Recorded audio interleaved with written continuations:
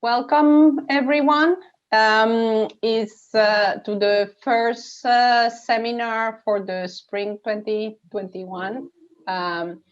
So we have the pleasure of having Thomas Ginn today from the Center for Global Development, and he will be presenting the paper on prisoner sanctuary and evaluation of camps for Syrian refugees. So Thomas, he's a part of the Migration, Displacement and Humanitarian Policy team at the CGD. And his current research asks how to design policy and allocate assistance to benefit refugees and host communities alike. His research on the Middle East examines the trade-off of camps and of opening schools to refugees. And in randomized controlled trials in East Africa, he's studying how livelihoods programs can improve both economic outcomes and social cohesion. As a principal investigator of the Let Them Work initiative, he's studying how refugees' labor market access affect host communities, attitudes, and levels of humanitarian assistance. Prior to joining CGD, Dr. Ginn worked at the World Bank on a survey of Syrian refugees in Lebanon, Jordan, and Iraqi Kurdistan, and with the Innovation for Poverty Action in Kenya. He received his PhD in economics from Stanford University and his bachelor degree from the University of North Carolina at Chapel Hill. So just before passing to him, let me just remind you that we are recording, as you are aware, this seminar. If you have declined to accept the Yale policy on recording material, please make sure that you have your camera turned off, and you cannot ask questions live, but if you send them through the chat, we'll make sure to ask them. So there you go. So Thomas, please. Great, Teresa, thank you so much. Thank you to you, to Rana, to Mushfiq for inviting me and for organizing this. And thank you to everyone for coming today. I'm excited to be here.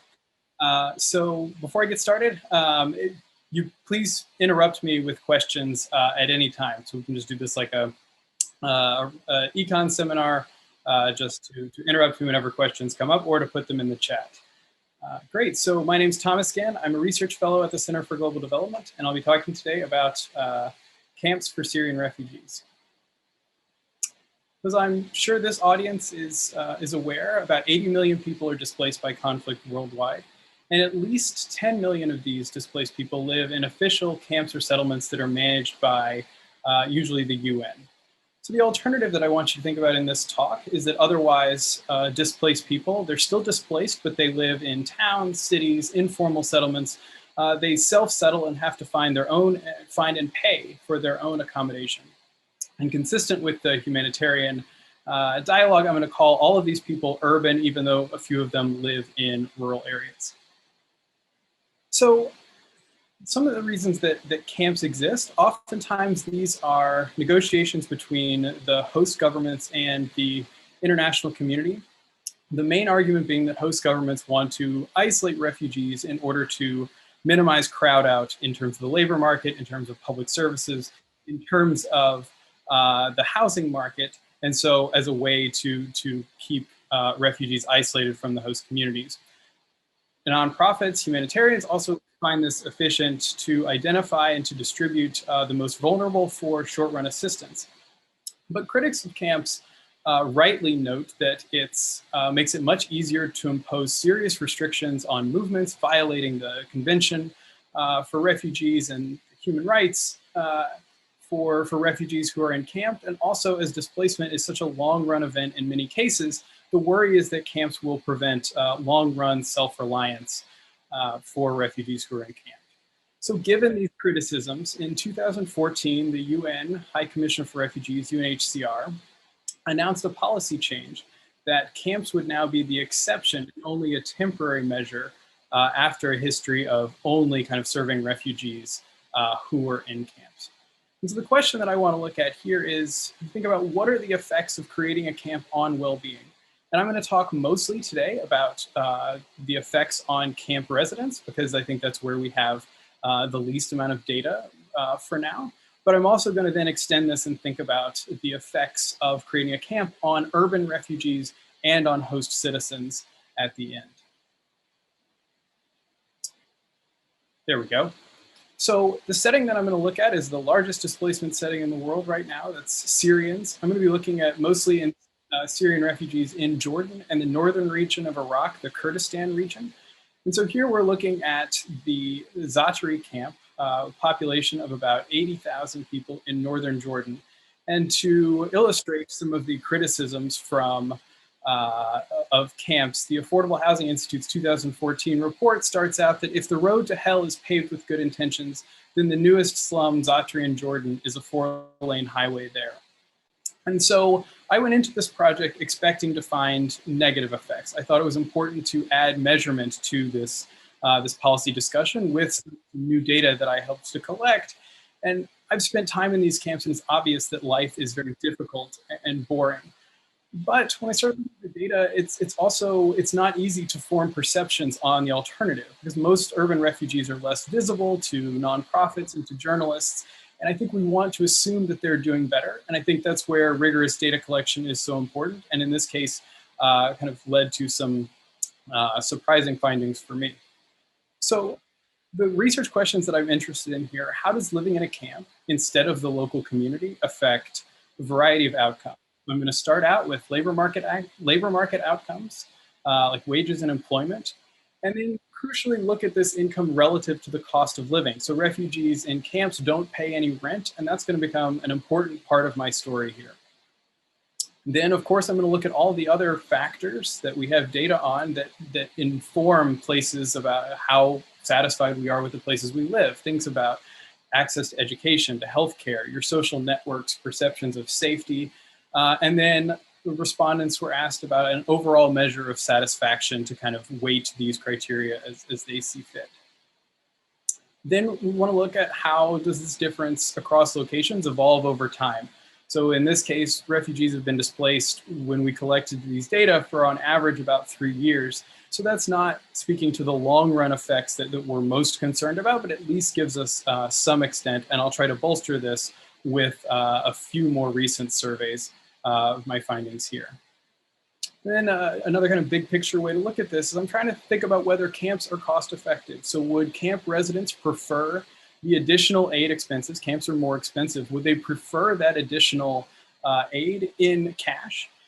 And whether camps in Jordan are generating what economists call a deadweight loss or a potential efficiency gain by these humanitarians from opening. The data that I'm going to use, we collected in 2015 and 2016 across Lebanon, the Iraqi Kurdistan region in northern Iraq, and in northern Jordan. And I'm going to present the estimates from Jordan first because I have cost estimates from both the government and humanitarian organizations on how much they're spending on refugees, disaggregated by location in order to kind of complete the picture around cost effectiveness. There's also a larger literature on the effects of urban refugees on Jordanians. So in order to contribute to that discussion, I'm also going to start with Jordan. Just to give a very brief setting of the context, so 18% of refugees here are choosing, and I intentionally put that in quotation marks because some have more of a choice than others for sure, given the restrictions and how they've evolved, to live in camps. And it's important also to note here that contrary to many other settings, that direct aid in Jordan was similar for urban and camp refugees. So that's going to be one setting that I'm going to find these initial results. And I'm going to extend to Iraqi Kurdistan, where there's a different paradigm for hosting refugees, and see if the results hold there. And the story is remarkably similar. And so these data we collected in 2016, and we asked people to recall their outcomes from 2010, before the conflict, and 2013, wherever they were at the time. So in order to think about whether camp refugees are similar to other camp refugees and control for those differences, I'm first going to take this rich set of baseline variables that we have from 2010 and do everything I can to flexibly control for these to find out kind of the most comparable group to refugees in camp settings relative to counterparts in urban settings in both Jordan and Kurdistan. The second strategy I'm going to use that I'm not going to talk very much about today, I can if you're interested, but I'm just going to illustrate it here that gives kind of similar results. So I'm going to use the multinational nature of this survey and compare refugees in Jordan with refugees in Lebanon, where for political economy reasons, Lebanon never opened camps. And so what I'm going to do is I'm going to take, so the first strategy is going to compare refugees who they moved from Syria to Jordan here, and think about different types of refugees, some who went to camps and some who went to the towns in Jordan. And then I'm going to match them based on their 2010 characteristics to refugees, because Lebanon was closer, who went there instead. And so I'm going to look at the difference between refugees who are in camps in Jordan relative to their matched baseline counterparts who went to Lebanon instead, and look at this difference in outcomes. But of course, the differences, there's cross-country differences in Lebanon overall. And so in order to net them out, I'm then going to control for the differences based on refugees who I predict would have gone to urban areas had they gone to Jordan. So controlling for these cross-country differences, trying to, again, estimate the differences and the effect of living in a camp. So that's going to exploit different variation and require different assumptions, and give me very similar estimates that I'm going to use to kind of bolster my confidence that the story that I'm telling is real in this setting. Hey, So Thomas, before we move on, I've actually gotten confused about what you're doing. And this is maybe this is the problem with the interdisciplinary audience, where sometimes, you know, I imagine the picture might be helpful for a lot of people, and for me, like, an equation might have been more helpful. So could you just help us understand, okay, or maybe say it in different words, like in the form of estimating equations, what the counterfactual is?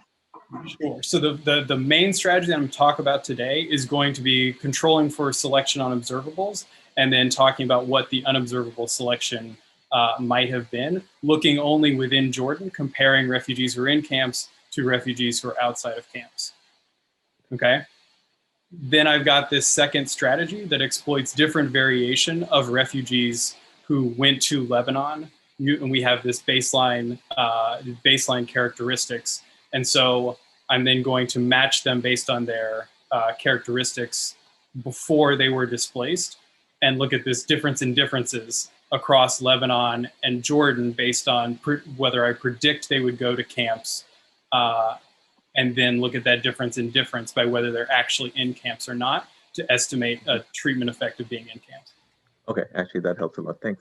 And so when you say I'm looking at a second strategy, it's not a second separate strategy, you are combining the two to create the diff and diff, right? Well, so there are two different strategies. The results that I'm going to present mostly today are going to just be the within Jordan results. Okay. Yeah, so okay. Yep. I'm sorry, Thomas, I have a follow-up question in addition to what Munshi asked. Now I'm interested to know that 18% that you told us choose between living in camps or not, where do they come from in this diffs and diffs approach? Where is that 18%? So that's going to be the first difference in that approach is going to be kind of living in camps, living outside of camps in Jordan. In Jordan. And then 100% in Lebanon are living out. Got it. Awesome. Okay. And then, Thomas, you used the language. Sometimes you were saying controlling for observables. Sometimes you're saying matching. So which of the two are you doing? Like flexible controls for observables, or are you actually doing some kind of formal matching process? Yeah, so the matching that I'm using, I'm creating a propensity score based on their observable characteristics, and then matching on that propensity score. Cool. Okay, got it.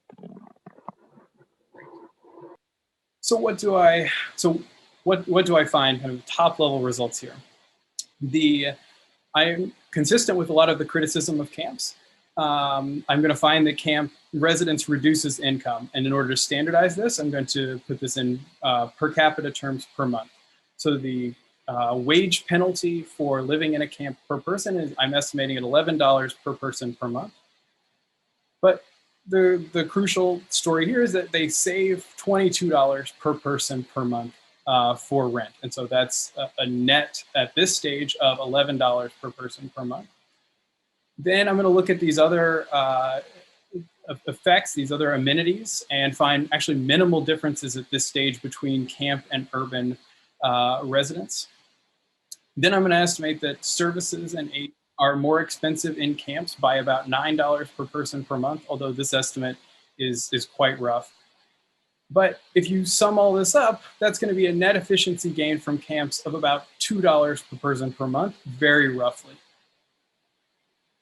Then if we think about a wider picture here, urban refugees, the main effect that falls out from the other literature around urban refugees in Jordan is that the rent has increased substantially for Jordanians. We don't see much of an effect on wages or on income. We don't see much of an effect on crowd out from public services, but a massive increase in rent. And so the background here to what I'm going to be talking about is that so after 4 years, think about overall, camps in Jordan are efficiently subsidizing refugees who, again, in quotes, kind of opt out of the urban housing market, and thinking about camps as bringing additional housing at a time when both refugees and the host communities very much need that. So I want to pause here and say that I'm not kind of saying that camps by any stretch of the imagination are good places to live. Most definitely not. That's not at all my argument. But I think what's important here is that it actually may be a much more depressing story in that the life outside of camps may be just as difficult for refugees. And so that just when we're thinking about this, this potential, just important to keep in mind. So Thomas, I have a couple of clarification questions here. So first is, when you say camp residence reduces income or rent, etc., so that's all relative to, if you could keep it on that slide, that would be helpful. Yep. That's all relative to a Syrian refugee who happens to be located outside a camp, correct? Exactly. Yep. Okay. And then when you have the $9 per person per month in services and aid, that's including the housing. Like that's what we should be comparing directly to the rent number that you have right above it. The service and aid number, that's everything the government and that nonprofits put in externally. Okay, but then, I mean, that may not be the total social cost of housing somebody in a camp. It's not just the external funds, right? But if it's like the government is providing some space which has some opportunity cost, right? That's not being valued in here.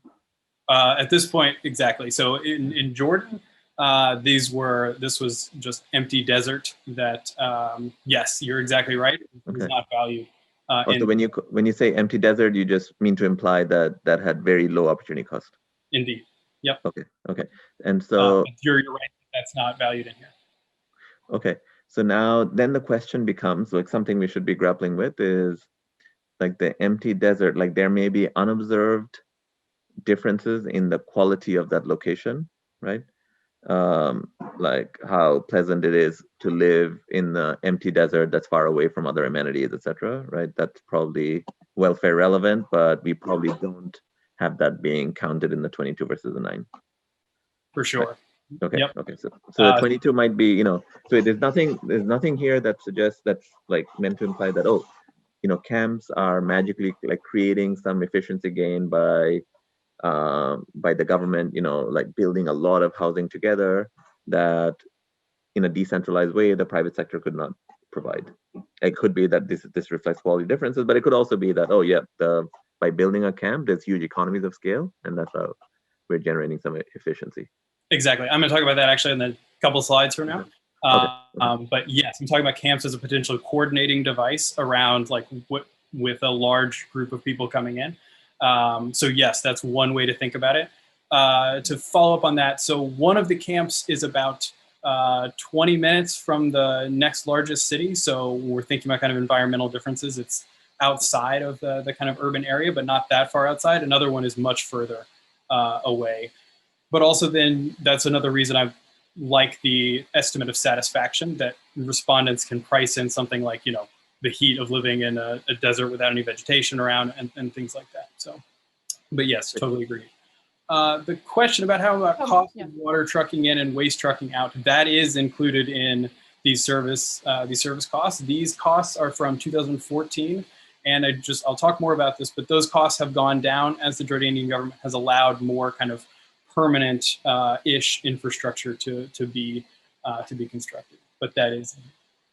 Thomas, also, for example, when you say about urban amenities, what are you saying in terms of schools and all that? Is that also measured or not? Yes, exactly. So these costs include all kinds of healthcare, education, food and gas subsidies are a huge cost in Jordan, as well as electricity, and all of that is priced in to the kind of additional costs that refugees are imposing on either the government or on donors.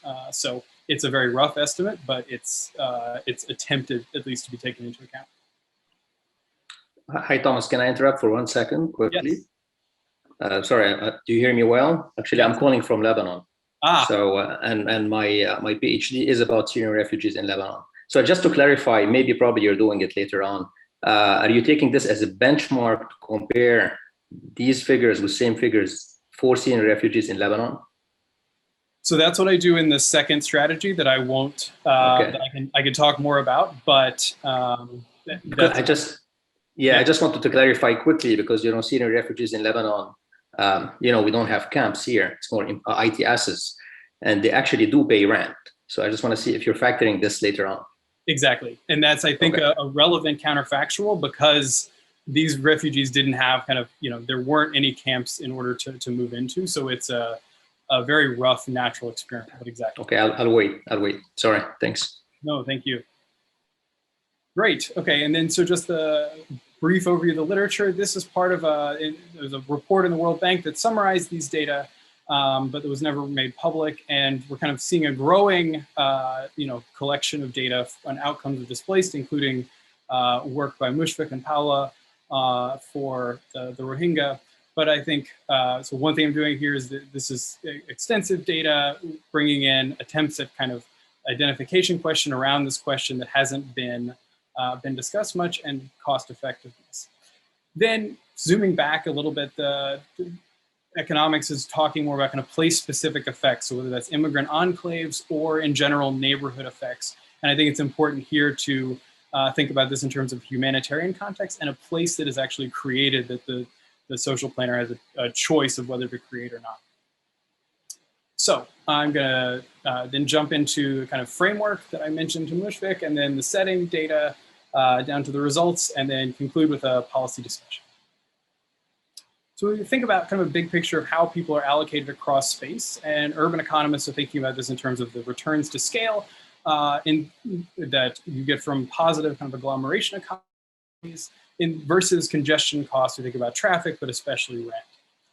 And so if we think about kind of there's one existing city and a wave of forced migrants arrive, if we just kind of let the market allocate this on kind of the margin, then households can choose either the city or the desert based on their own kind of private returns, and there'll kind of be a benefit to always kind of locating in the city.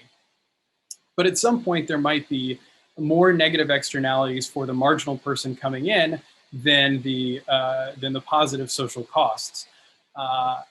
And so if we think about, then they would allocate themselves all into one city, and this total welfare would be positive, but would eventually start to decline, as urban economists have noted that some cities seem to be like too large relative to the costs and benefits.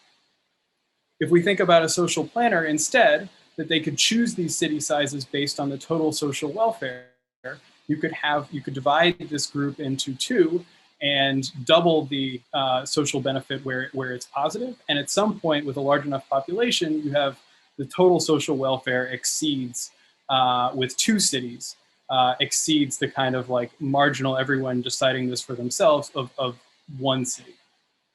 And so one potential way to think about this is camps as acting as a coordinating mechanism for new arrivals to locate around. So I think many people are familiar with the context. Syria, it's more than 500,000 are killed at this point. The conflict started in 2011, and now the largest host country is Turkey, which we don't have any data for. The second largest host country is Lebanon. I'm going to focus mostly on Jordan, where there's about 600,000 refugees, and then talk a little bit about Iraq, where there's 250,000 mostly Syrian Kurdish refugees, as well as data that we have on internally displaced people who came from southern Iraq into the Kurdistan region. In Jordan, at this point, about 1 in 14 people is a Syrian refugee, and that was the second highest total globally at that point. At this point, again, they do not, refugees do not have access to the formal labor market. So if you're following the Jordan Compact discussion, this changed shortly after the survey, but important to keep in context the institutions at the time, which refugees did not have any access to the formal labor market. As I said before, refugees are getting direct assistance, both camp and urban residents, in terms of food vouchers, in kind, or in terms of cash, and I have data on all of that. They're supposed to be getting free education and some free healthcare, and for the most part, that's happening in the data, although expenses are slightly higher outside of camps.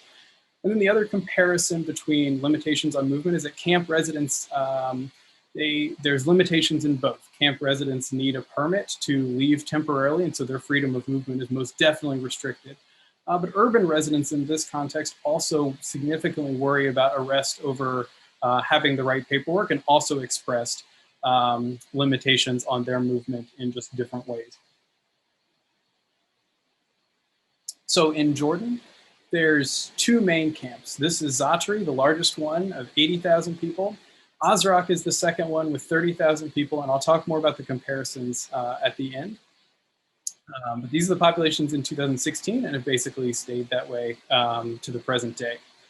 Zatari was opened in 2012, and at that point, the Jordanian government required residence upon arrival, but this became just very unsustainable given the infrastructure at the time. About 200,000 refugees are estimated to have been in the camps at some point and moved to urban areas through either formal means, there was a bailout policy, or an informal just leaving in the middle of the night. That was a major story kind of going on and responsible for a lot of the sorting early in the crisis. 62% of employment in the camps is going to be through nonprofits. So this is going to be an important thing to keep in mind. We're talking about income for refugees, especially in camps. And 80% of employment is inside the camps. But I think about this employment through nonprofits as comparable in many ways to public services. So these, they're providing some, all kinds of different services that nonprofits are providing. And when we think about 50% almost of the Jordanian population is working in the public sector, in some ways those are analogous for the refugee population. The other thing to keep in mind here is that at this time, Jordan was imposing nothing permanent restrictions on the camps, where they couldn't build with concrete, they couldn't really invest in the things like water infrastructure, waste management that was mentioned earlier. And so these are kind of like lower bounds for what a camp could be if there was more openness to making these a longer term investment.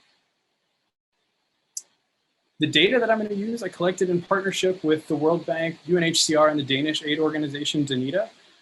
In the first stage, we randomly selected areas and then stratified by the percentage of Syrians. And then in the second stage, we randomly selected households and then selected a mix of host and Syrians in each one of these small neighborhoods.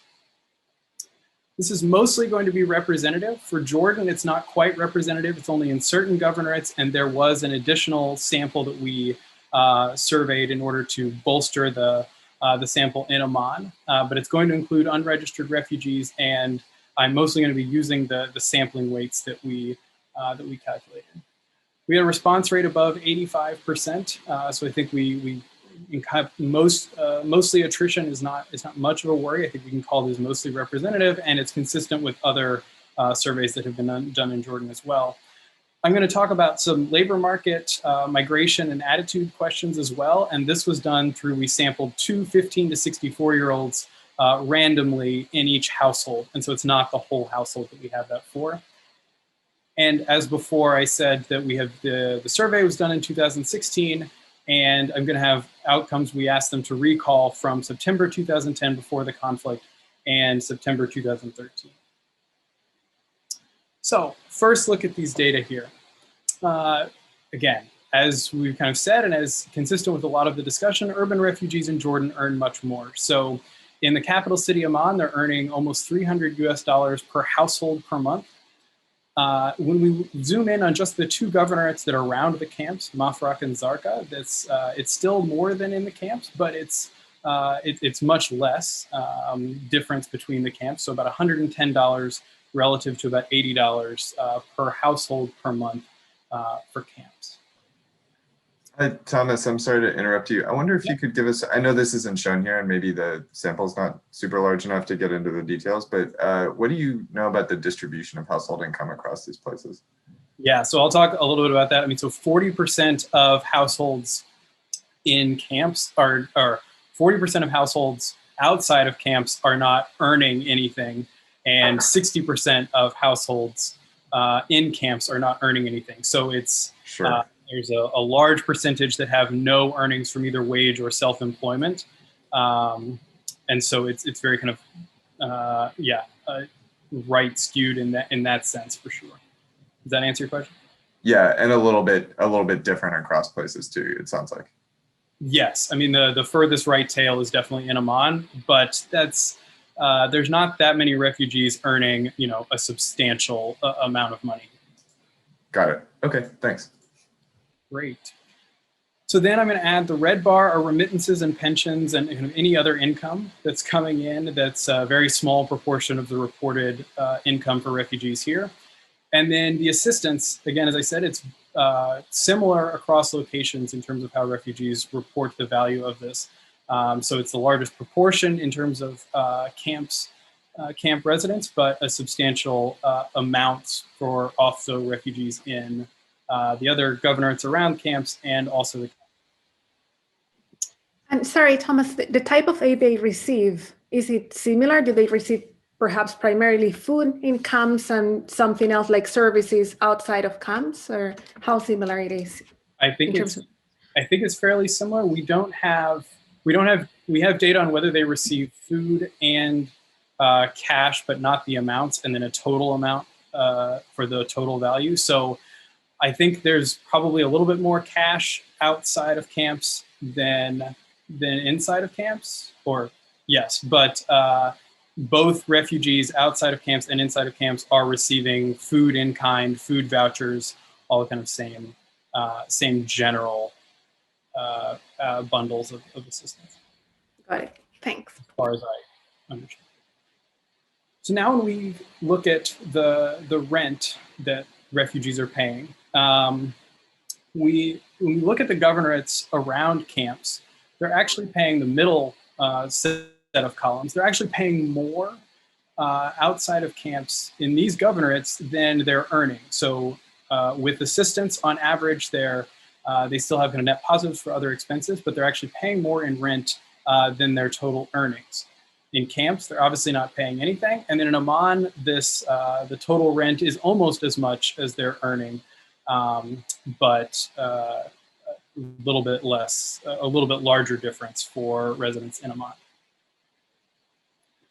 So then the story that I'm going to be telling is one about this net difference here. So again, you kind of subtract 0 from the total income for camps, and then subtract out the rent for the governorates around camps. And you can see that this is, in camps, this is higher for these residents by not an enormous amount, but a noticeable amount in these just raw data. And so then the next step is going to be saying, well, what about kind of both observable and unobservable differences that we want to think about on all of these dimensions.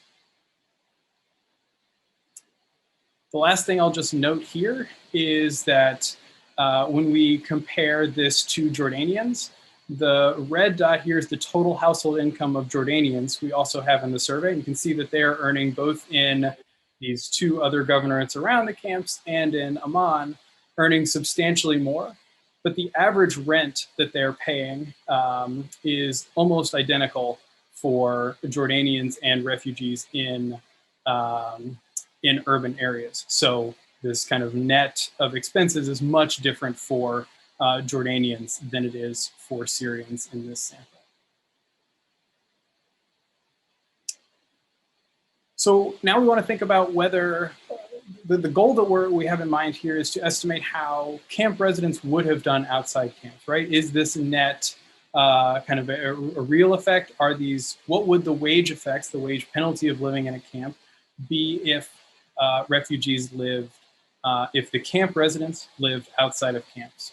So for the economists, I want to think about this as like the treatment on the treated estimate, right? So not necessarily if we want to match refugees who are in camps to the most similar people outside of camps to get just that counterfactual and not the kind of average treatment effect. And then we also want to think about this as the partial equilibrium. So instead of camps closing completely, we want to think about this first exercise as just one resident is going to be leaving the camps. And so that marginal effect, that partial effect, but the camps still remain open in terms of all the other kind of price and wage effects that could have. And I'll come back to this at the end. So the very simple classic identifying assumption here is that conditional on this rich set of observables that we have, the choice to live in a camp is independent of the potential outcomes, and specifically to the labor market that I'm going to be measuring to start with. And I will go through the selection process that I think makes that potentially plausible. And then again, kind of the second identification strategy gives me more confidence that this is a reasonable benchmark to go from here.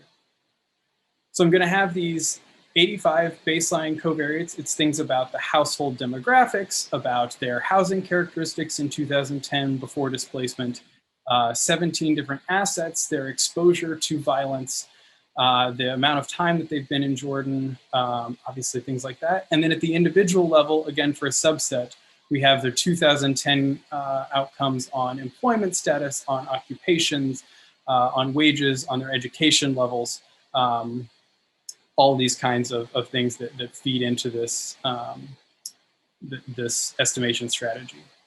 And so then the location choice is what I'm going to be talking about, both in terms of estimating this effect of living in a camp, but also I think it's just interesting on its own that there's this perception that the vulnerable, the poor, more women and children are the ones who go to camps. And I'm going to find some evidence for that, but not as kind of clear as I had expected.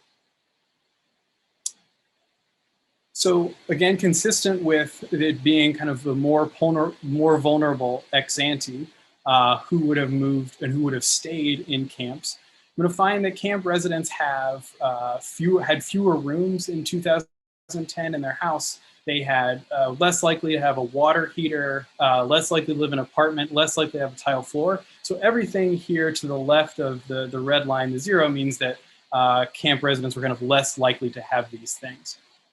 And so you're going to see this very strong prediction of the housing characteristics based on whether refugees by 2016 are living in or outside of camps. And so I think that makes a lot of sense when we think about kind of the housing characteristics, and I'll go through that more. But then there also would have been kind of other things that I would have expected around household size, the number of dependents, that if this was, you know, that could have fed into this story and doesn't as much as I would have expected. Also, refugees in camps, so that could have suggested this is just a straight story of negative selection. The people who would have had lower potential earnings in the urban labor markets are the ones who opt into camps. And so a lot of this difference is explained just by these kind of ex-ante characteristics. But there's other pieces of evidence in the data that suggest that that's not the only thing that's going on here. So refugees just on average, were more likely to have vehicles, were more likely to have televisions, who ended up living in a camp by 2016. They were equally likely to kind of say that they meet their basic needs. And the two most predictive elements in the data of whether you live in a camp or not are just how long you've lived in Jordan. So urban residents have lived in Jordan for longer than camp residents, and whether you lived closer to the border of Jordan before displacement.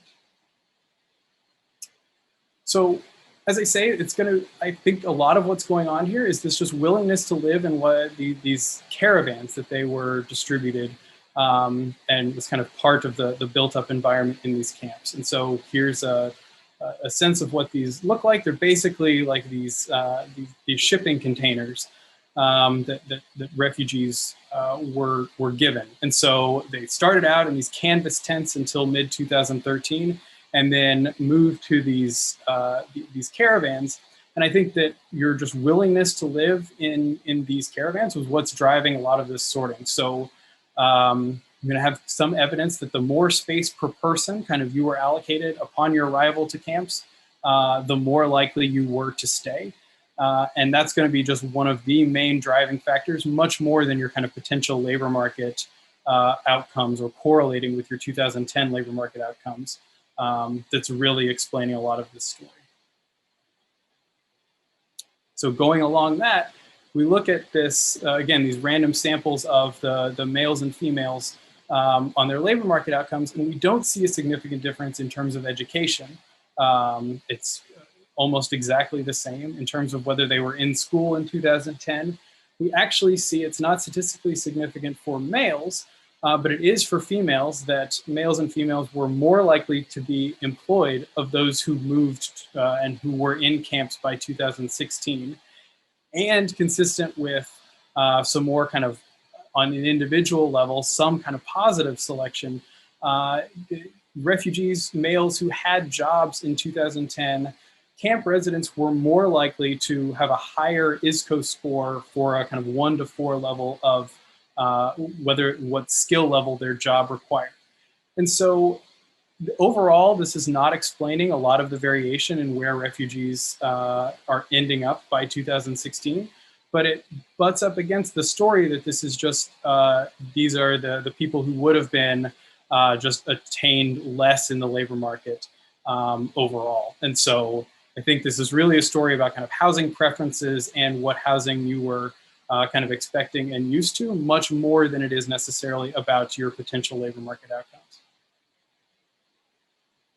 That's also supported when we just ask refugees why they were moving.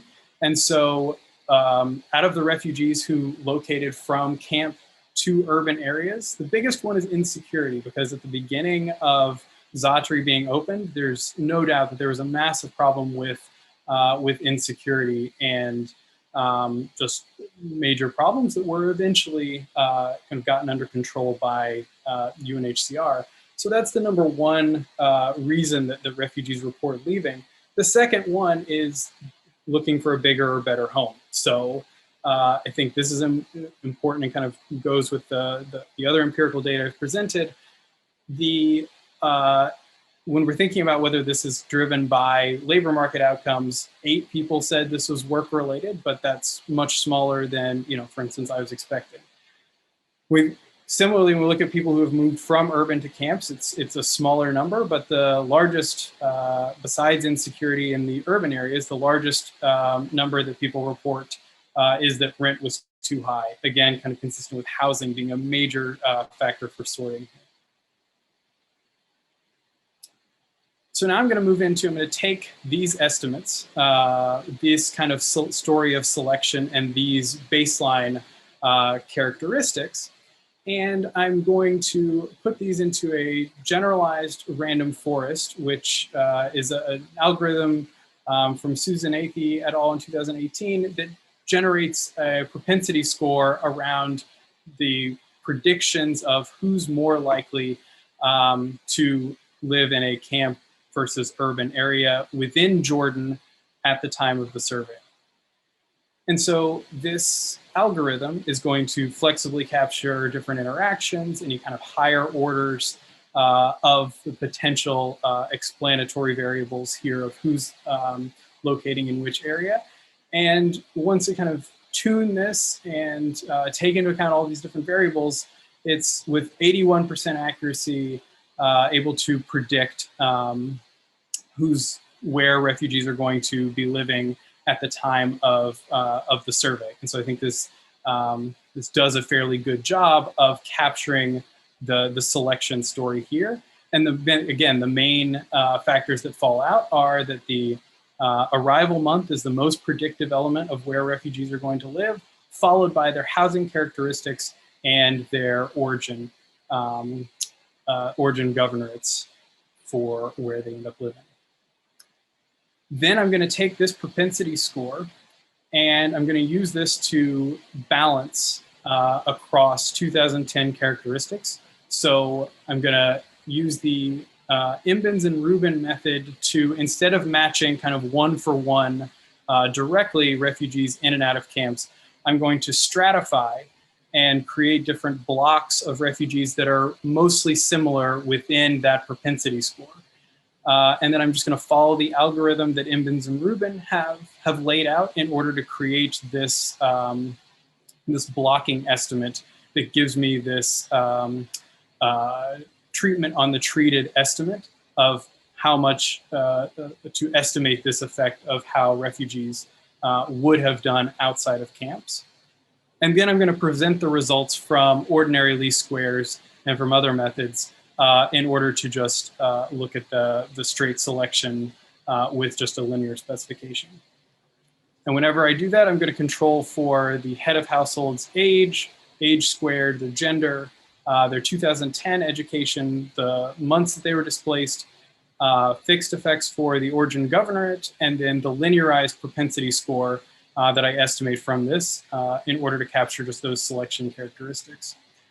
And then I'm going to present two different estimates. So one is without governorate fixed effects. And this is going to then basically estimate the effect of living in a camp relative to the average of all potential destinations outside of the camp. And this is specifically, in this case, going to take into account Amman, where refugees could have ended up had they left the camp.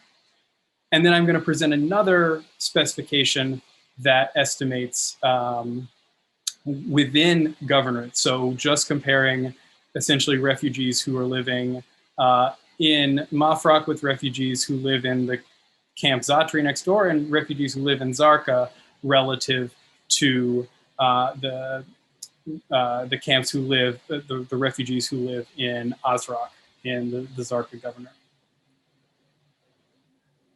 Okay, so now I'm going to get on to the results,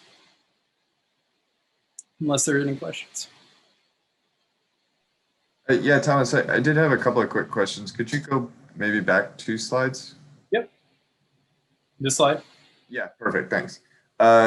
One question is, how are you thinking about origin as being a predictor? Are you thinking maybe they have existing networks in Jordan or something like that? Yes, exactly. So almost half of the refugees in Jordan are from the Daraa governorate, which is the southernmost governorate in Syria, that borders Jordan. And so the further that you came to Jordan, the less likely you are to live in a camp. And I think those people, probably had other people that they were looking to meet in Jordan already and things like that. Got it. And then the other thing, but maybe put me off if you like, could you just talk me through how to think about the combination of the propensity score and the OLS? So, could you, I'm thinking of kind of typical propensity score measures, you would do some kind of matching based on the propensity score. And then here you're throwing the propensity score into an OLS regression with some other covariates that maybe were already a part of the propensity score. How should I be interpreting that or thinking about it?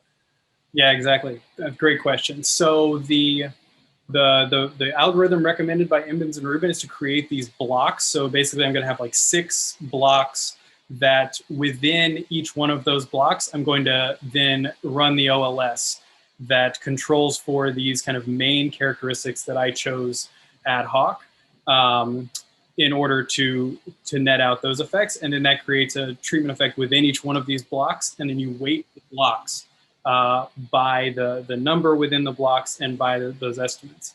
And then I'm just going to have a straight just OLS specification with everybody as well. So there's two different things. One is kind of within the OLS and within the stratification.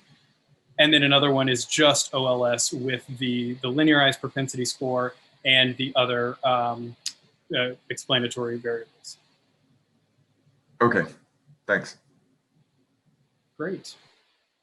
Okay, so the first outcome that I'm going to look at is that camps reduce household earning, and this outcome is going to be a total of the wage and self-employment income that was 30 days prior to the time of the survey.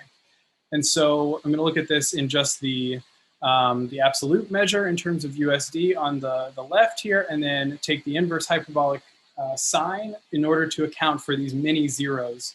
Again, 60% of households don't have any earnings from this wage and self-employment income, and in camps, and 40% don't have any earnings in urban areas. And so it's important that if we just took the log, we wouldn't be able to include these households with zero. And so this is going to give me these overall household level effects. And so you can see without governor fixed effects, so compared to everybody, all the urban residents, I'm going to estimate an effect, I think, of $67 here. That's statistically significant. When I move to just estimating to refugees within the nearest governorates, it's still going to be a negative effect for camps on earnings, but it's actually not statistically significant. And I find basically the same thing when I transform the variable to the inverse hyperbolic sign.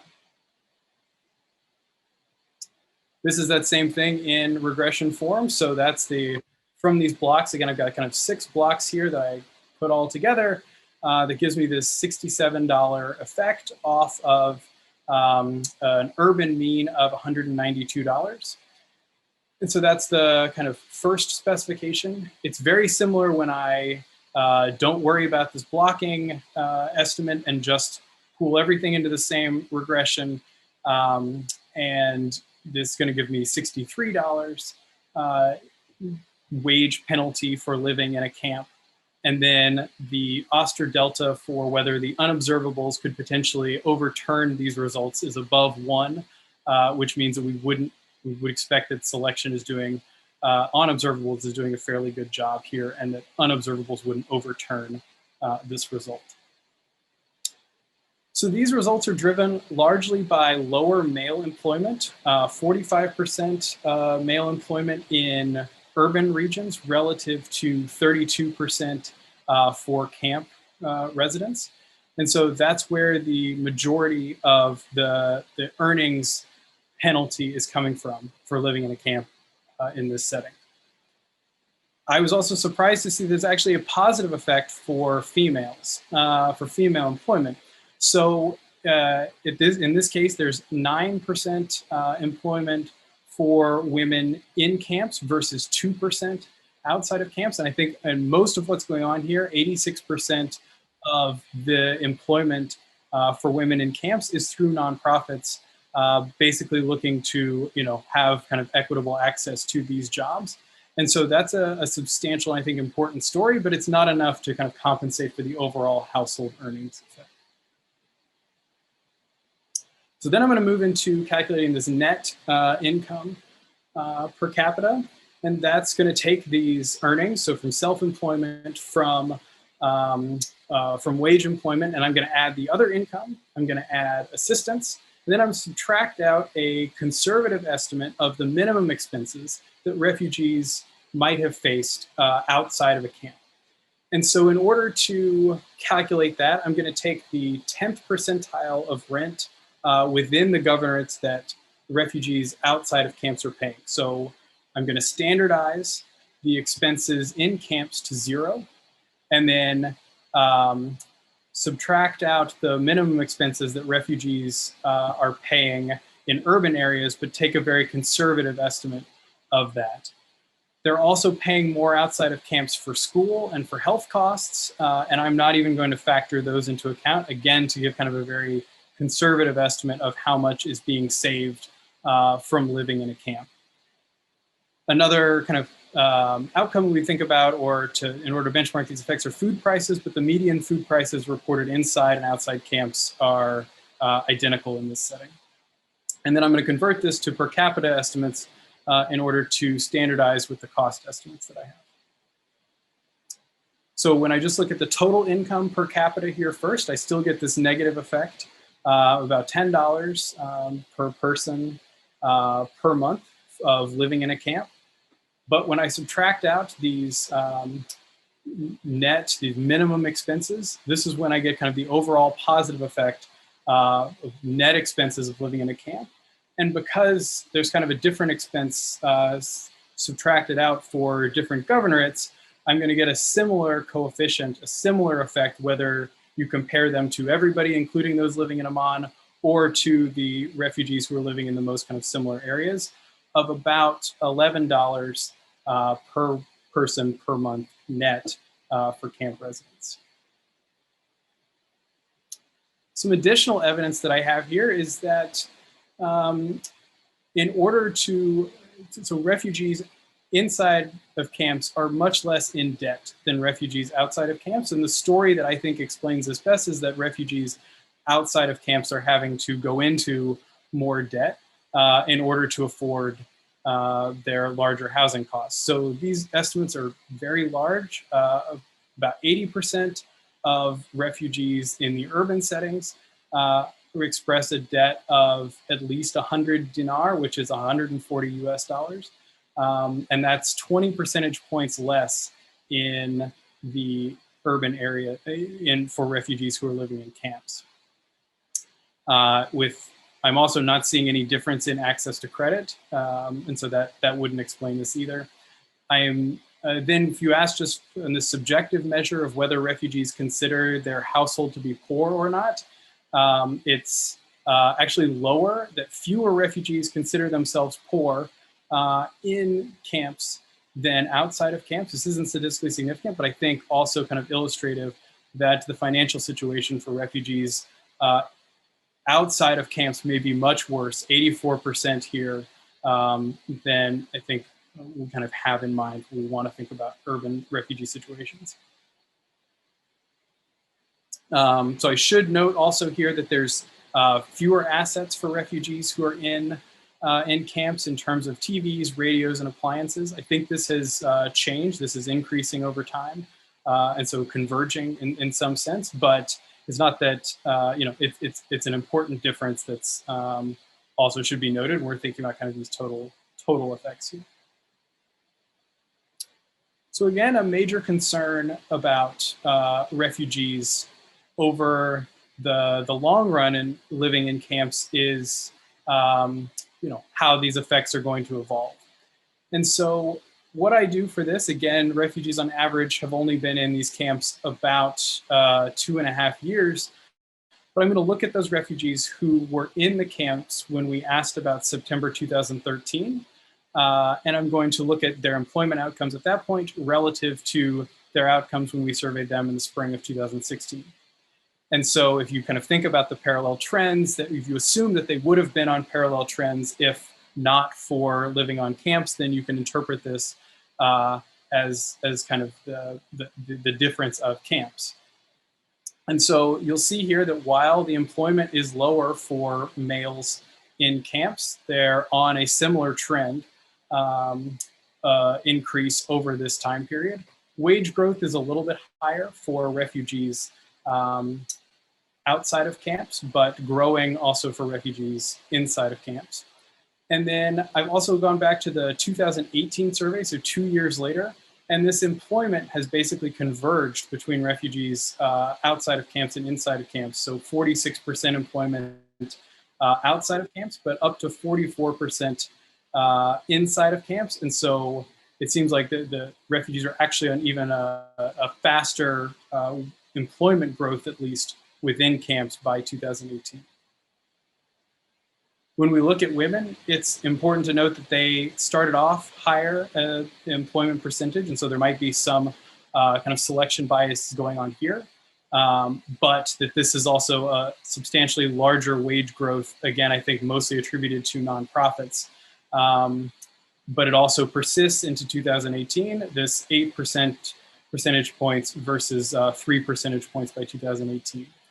Just not enough really to estimate kind of wage effects here and any differences. But I think this, again, it doesn't provide much evidence that refugees in camps are stagnating much more than refugees outside of camps. That is just an important thing to kind of keep in mind and to continue to survey these populations and to monitor as we think about the long run aspects. Then we want to think about amenities and services.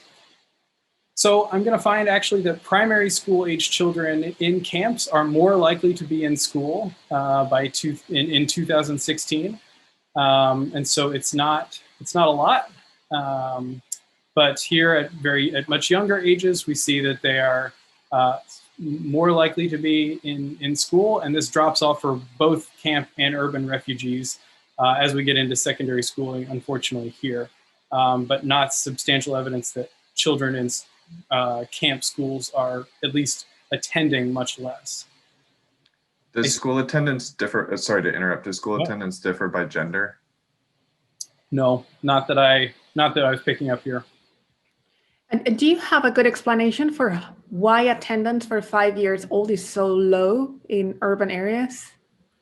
I don't have much of a sense. I think that one guess could be that urban households were waiting a little bit because there are some school fees associated in urban areas, whether those are formal or informal, but they're just like delaying a little bit would be one explanation. And also like efforts within the camp in order to get more kind of children in school.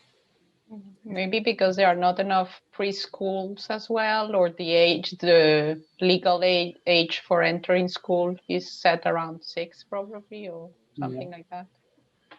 Yeah, I don't have a great sense, but it at least doesn't suggest that they're doing much worse in camps than outside of camps.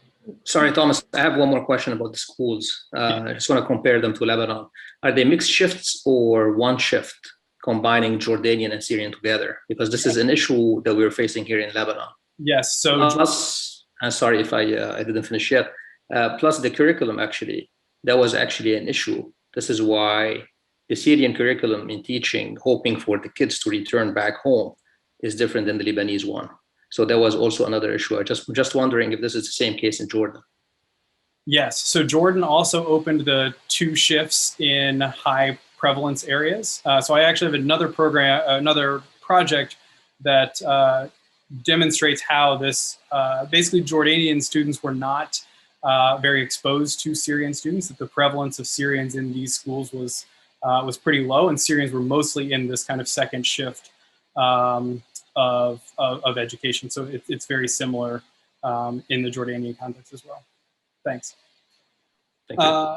And so then public services, people are less satisfied in camps, but overall people report feeling very safe, safe or very safe, both inside and outside camps. And just one more point here is that women in camps list a lot more regular contacts than urban women. One thing I noticed when I was kind of doing part of this survey was women who were in urban areas expressing loneliness and isolation from not having the kind of same networks that and being afraid to leave and be able to find build a community like refugees in camps have, and that's also borne out in the data. So just a quick clarifying question. You mentioned earlier that concerns about safety were a major driver of choosing living in a camp versus urban areas, but then you find that actually everyone feels safe regardless of where they end up living. Yep. Is that right? Okay. That's definitely a function of, at the beginning, these camps were very insecure, and the government, UNHCR, has done a lot to improve security over time. So that's just evolution over time. Got it. Thanks. Sorry, Thomas, can I interrupt? Sorry, go ahead. No, go ahead. I was gonna move to the next thing. So. No, just regarding, probably we're backpedaling a little bit, regarding the ethnographic studies. When you were mentioning the employment for women, did you also consider that some women, because this is the case I'm facing when I'm doing when I finish my ethnographic studies, the results that came from that most of them who are employed are usually either widowed or their husband, is jailed or got lost during the war. So I'm not sure if you factor in this variable to justify the employment of women increasing. That's interesting. I'll look at that. I would suspect that there's some of that going on. Again, my main explanation here, there's very little women employment in urban areas at all. And so not really enough to be able to tease out whether it's a male or female headed household. But within camps, I can look at that a little bit. We do have their household demographics from 2010. So let me get back to you on that. Again, most of this story, I think, is really the opportunity provided by nonprofits in the camps. But that still within that employment might be the story that you have in mind. Okay, thank you. So again, kind of going to Paula's question. Yeah, there is a question there on the chat about if male-headed households are more likely to be in urban areas than female-headed.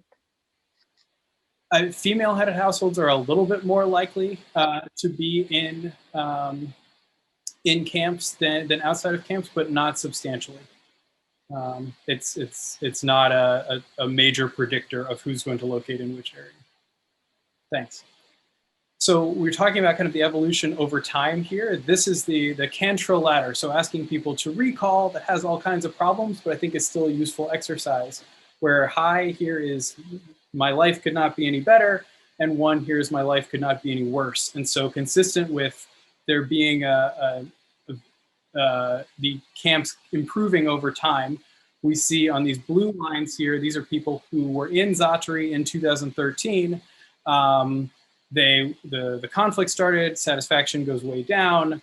Many of these stayed in Syria for the initial parts of the conflict, and then the camp is a really rough place to be at this time, and we see kind of steady improvement to the point by the time of the survey that we see no differences between Zaatari and urban areas. We see a similar kind of U-shaped trend here in Azraq, but Azraq is still, people report substantially lower satisfaction in Azraq. And I think that's because it's more isolated, it's hotter, it's a just worse place to be. And I'll talk about that at the end. I don't see any differences on the employment income effects that I've talked about earlier. And so I pooled those together, but on the satisfaction, differences most definitely emerge here. When I moved to Kurdistan here, there is a very, very different setting. Refugees had access to work. They had freedom of movement to leave the camps completely. And so I think this is just a better model from especially like a human rights perspective, and just a better model overall. I see similar effects in terms of the potential, the camp wage penalty. So substantial wage penalty from living in a camp that refugees earn much less. But when I subtract out the minimum expenses in the same way that I did for Jordan, you see this positive effect here, the blue for Jordan. This is basically a 0 in camp. So this wage penalty is basically netted out by the rent that camped refugees save in the Kurdistan region. So now the last couple slides here. So cost effectiveness. So there's not many estimates of the cost across locations. I'm trying to pull the 2 main ones that do this. In 2014 was the best I could find.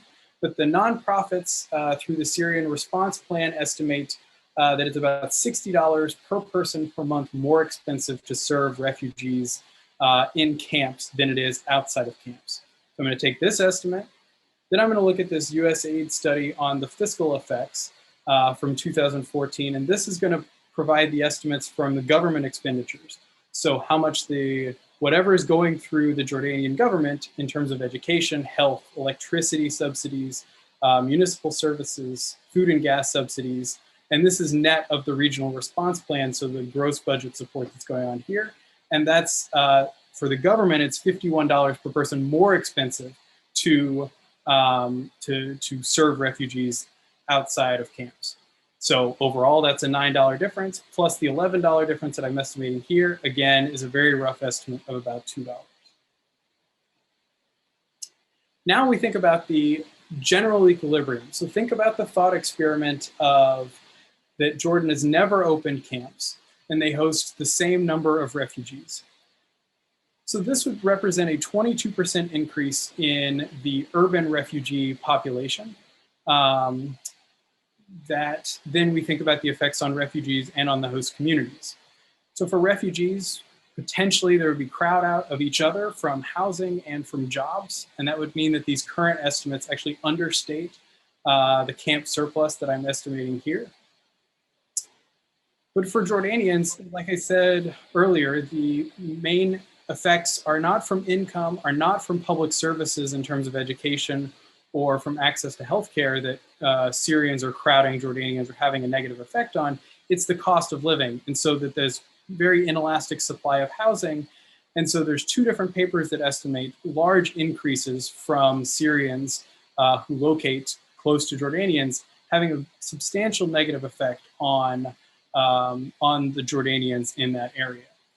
And so if we think about, again, refugee camps as providing this additional housing would alleviate some of that burden, I think that's a very important kind of factor to build in here when we're thinking about the overall net of camps and what camps kind of could be.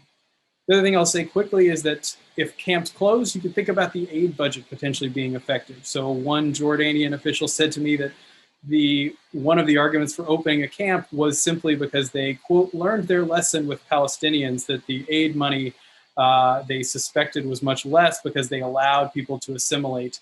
And so with Syrians, they wanted to keep them visible in order to keep the aid money flowing. And I'm actually going to be looking at this in another project forthcoming. So my final slide here is just kind of what should we take away from this estimates, from this discussion? And so I think about this as Zaatari and Kurdistan as being kind of the lower bounds of what camps, and I put that in quotation marks, as like suburbs or enclaves could be for a humanitarian response. So thinking about making these areas attractive for refugees, that could be a win-win, but that I think this environment shows that the design and the context are key. So that it's possible that returns to in-kind shelter are even higher than the cash equivalent when we kind of factor everything in here overall. Again, owing to the fact that the housing supply is so inelastic in the short run, and that builders are going to find it risky to invest in this population that they don't know exactly how long they're going to be staying. Refugees want to go home, host communities want them to go home, and so the housing market might not immediately respond with like standard housing in order to house a refugee population, and that shelter here is just going to be a key constraint for both refugees and for hosts. But providing that shelter does not have to imply the other restrictions that we often associate with camps. These camps don't need to be isolated in the same ways that we see in the Jordanian context and other contexts. They don't need to impose limits on movement or these restrictions on permanent building. Those are likely lose-lose situations. So we see from the examples in Azraq relative to Zaatari that fewer refugees are going to stay in more isolated, in worse areas. They're going to be higher costs for nonprofits to engage in the like water trucking and waste management in more remote areas. And so these are just lose-lose, whereas if we could incentivize camp residents or suburban residents, if we want to call it that, to minimize kind of citizen crowd out and reduce expenditures on refugees, I think there's a better model in here somewhere than just kind of pretending that refugees in urban areas are going to be doing better just overall. And so we also want to think about the kind of counterfactual labor market and housing markets that matter here, that those are going to be, they're weak in this context, in the Jordanian context, whereas we think about this, in Europe, that might be totally different, and we want to kind of reevaluate this overall. But just important to kind of keep in mind as we're thinking about generalizability. And then as well as kind of following the long run outcomes, to totally acknowledge that these kind of outcomes of policy are very uncertain, and just kind of call for more research in this area to keep this discussion open around kind of what arrangements could be better for both kind of host communities and refugees. So I will leave it there. Thank you so much for having me and for the questions, and I'm happy to stick around with anyone that wants to chat more. So thanks again.